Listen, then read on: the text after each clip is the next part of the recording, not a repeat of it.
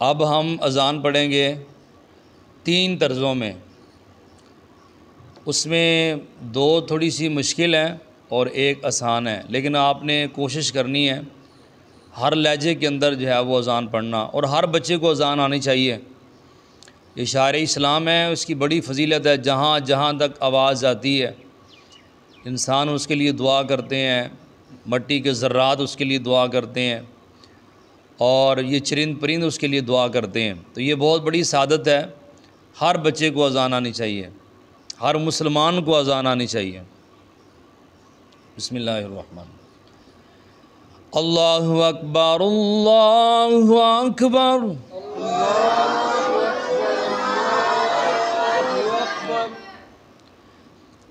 اللہ اکبر اللہ اکبر۔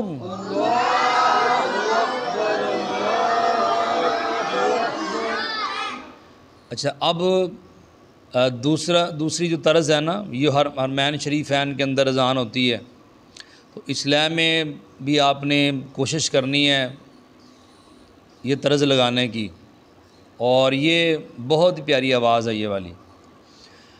اللہ اکبر اللہ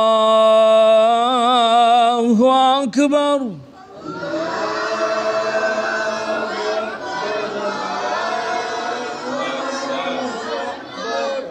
اللہ اکبر اللہ اکبر۔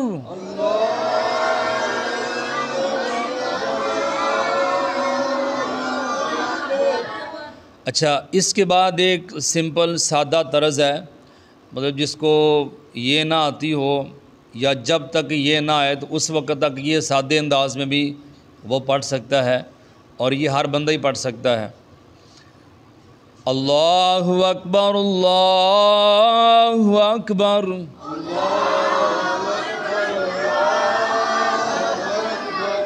اللہ اکبر اللہ اکبر۔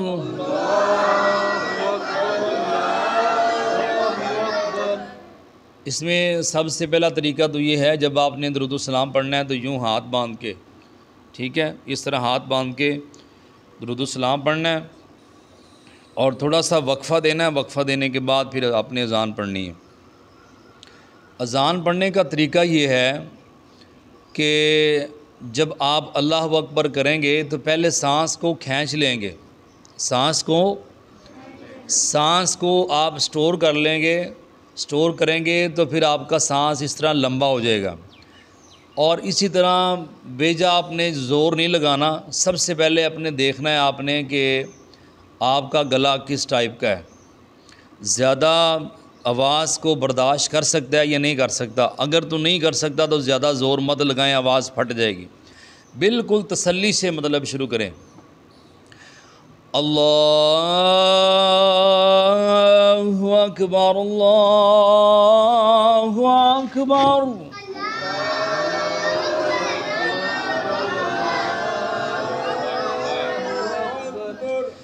اللہ اکبر اللہ اکبر۔